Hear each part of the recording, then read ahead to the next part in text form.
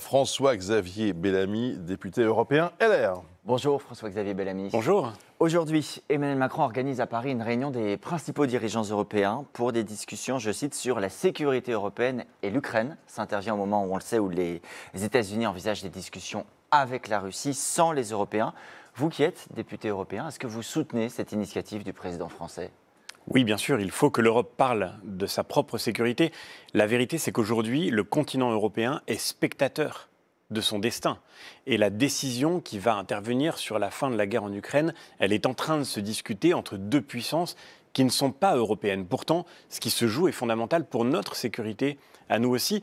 Et ce que nous voyons, c'est que pendant trop longtemps, la plupart des pays européens se sont reposés sur leur alliance avec les États-Unis pour ne pas faire le travail qu'il fallait pour se défendre nous-mêmes, pour se défendre par eux-mêmes. Considérez-vous que les États-Unis aujourd'hui sont toujours nos alliés ? Ils sont toujours nos alliés, bien sûr, nous avons en commun tellement à défendre. Mais la vérité, c'est qu'ils ont, et c'est tout à fait légitime, manifestement, d'autres priorités, d'autres objectifs. Vous savez, je l'ai toujours dit, les Américains sont nos alliés, mais ils ne sont pas nos suzerains et nous ne sommes pas leurs vassaux. Et nous ne devons pas nous mettre dans une situation de dépendance à leur égard. C'est la réalité actuelle qui est évidemment très dangereuse parce que quelle que soit l'amitié que nous pouvons avoir pour eux, le jour où ils décideront que leur première priorité maintenant c'est de se préoccuper de la Chine, qu'ils abandonneront l'Europe à son sort, eh bien si nous ne sommes pas capables de nous défendre nous-mêmes, nous nous trouverons en danger. L'objectif, on le comprend bien, François-Xavier Bellamy, tout le monde peut se dire il faut être autonome, mais comment on fait ? Comment on passe de spectateur à acteur ? Parce que qu'est-ce qu'on va dire à Trump et à Poutine pour leur dire coucou, on est là ? Voilà, on a un travail à faire dans l'immédiat, bien sûr, et on a des atouts à faire valoir pour réussir à exister dans la géopolitique mondiale. Mais je crois que le plus important, c'est l'effort que nous devons faire maintenant pour progressivement reconstruire une capacité de se défendre et notamment de donner à nos forces armées nationales les moyens de leur mission. Je ne crois pas du tout à une armée européenne demain, ça n'aurait pas de sens.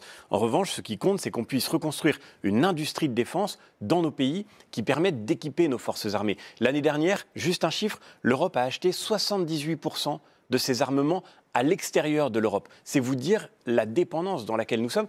Et nous, Français, nous avons un atout là-dessus parce que, c'est vrai, nous sommes plus autonomes, nous avons une industrie de défense qui est peut-être plus forte aujourd'hui que dans d'autres pays européens et nous devons sans aucun doute partager avec nos partenaires européens la nécessité de faire cet effort. Discuter avec Poutine, il faut aller jusque-là.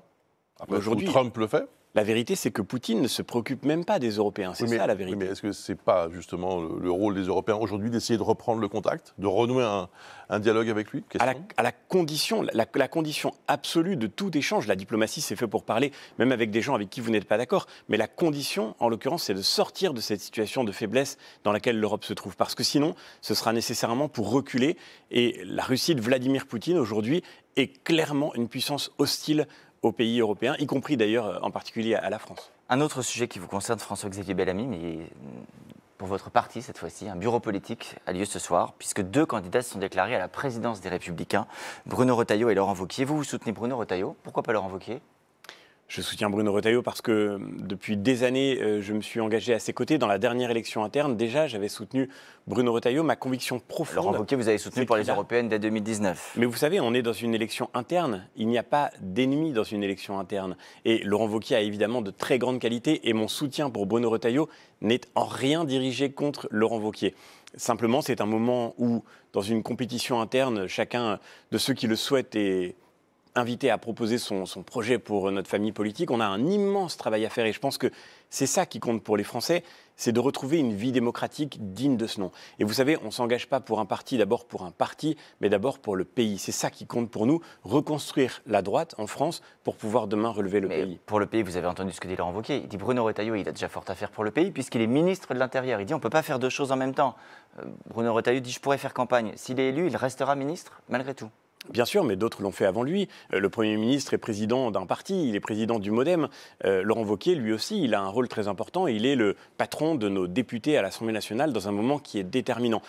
Je crois, pour ma part, que ce qui compte, c'est que nous fassions de cette élection l'occasion de nous reconstruire. Ce n'est, encore une fois, redisons-le, ce n'est pas un moment d'adversité interne, c'est un moment où nous devons faire un choix déterminant pour l'avenir qui nous permettra de refonder cette famille politique. Parce que, je le redis, ce qui intéresse les Français, c'est qu'on sorte la France de la crise. La France est en train de décrocher sur tous les plans, Mais sur le plan économique, sur le plan de la sécurité. Jusqu'où? Et tout cela, c'est à ces questions-là que la droite doit pouvoir répondre. Quand Bruno Retailleau dit « je veux un grand parti de droite qui puisse s'élargir », il y a quelques jours sur LCI, Marion Maréchal dit « j'ai très peu de différences idéologiques avec Bruno Retailleau ».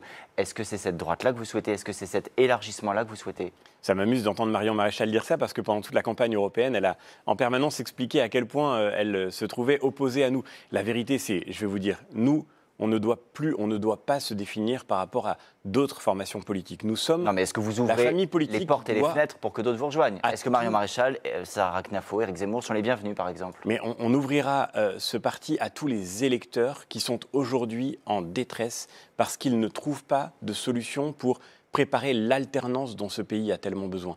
Tous les électeurs de droite, et j'allais même dire au-delà, tous ceux qui aujourd'hui ont besoin que ce pays retrouve des choses très simples, plus de sécurité dans nos rues, plus d'équilibre dans nos comptes, une école qui transmette les savoirs au lieu de les déconstruire. Tout cela, ce sont les convictions que la droite aurait toujours dû représenter. Elle a déçu, certainement, elle a manqué à sa mission, sans aucun doute. Aujourd'hui, elle doit retrouver la confiance des Français, parce que si nous ne reconstruisons pas cette formation politique, la France ne trouvera pas d'alternance demain. Hier, Bruno Retailleau disait aussi « j'affirme qu'il est possible d'avoir un référendum sur l'immigration, sur la dimension sociale ».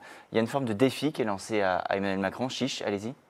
Mais c'est tout à fait possible, ce n'est pas une idée nouvelle. Hein. Nous avons proposé Sauf que le ce président n'a pas référendum. annoncé jusque-là. Hein. Nous avons proposé ce référendum depuis longtemps maintenant et je crois qu'il est nécessaire pour rendre la parole aux Français sur ce sujet capital. Qui ne pense pas que l'immigration est un sujet majeur pour les Français aujourd'hui ? Je crois que c'est évidemment une forme de déni de démocratie que de leur refuser de décider de leur propre volonté sur un sujet aussi important. Mercredi, les parlementaires LR, notamment de la Commission des lois, auront à se prononcer sur le cas de Richard Ferrand. Va-t-il, oui ou non, accéder à la présidence du Conseil constitutionnel? Quel sera le vote des Républicains? Je ne suis pas à l'Assemblée et au Sénat. Je sais que les parlementaires de ces deux institutions se réuniront pour décider. Moi, ce que je dirais simplement, c'est que je ne vois pas la raison légitime de nommer M. Ferrand président du Conseil constitutionnel. Parce que le Conseil constitutionnel doit jouer un rôle majeur d'arbitre au-dessus des partis et des clivages partisans. Et pour ça, il faut envoyer des gens. L'usage, c'est d'attendre d'eux qu'ils aient l'intégrité, qu'ils aient la compétence, qu'ils aient l'indépendance nécessaire. Sur la question de l'intégrité, on sait que M. Ferrand a été sauvé par la prescription d'une affaire dans laquelle il était empêtré. Sur la question de la compétence, M. Ferrand n'a pas de compétences particulières en droit à faire valoir pour présider une institution aussi technique, aussi précise que le Conseil constitutionnel. Et donc la seule chose qui lui vaut d'être nommé, c'est d'être le premier des fidèles de M. Macron après avoir été pendant près de 40 ans au Parti socialiste. Vous recommandez à vos collègues LR? Moi, si j'étais à l'Assemblée nationale ou au Sénat aujourd'hui, je crois que l'audition va venir bientôt, il faudra écouter M. Ferrand, mais je crois que je ne pourrais pas valablement lui donner un blanc-seing. On a besoin, je le redis, surtout dans un moment où le macronisme est déjà sur la fin d'une certaine façon. M. Ferrand lui-même a perdu les élections dans sa propre circonscription. On a besoin de personnes qui soient au-dessus de ces clivages partisans. Merci François-Xavier Bellamy, merci Adrien Gindre.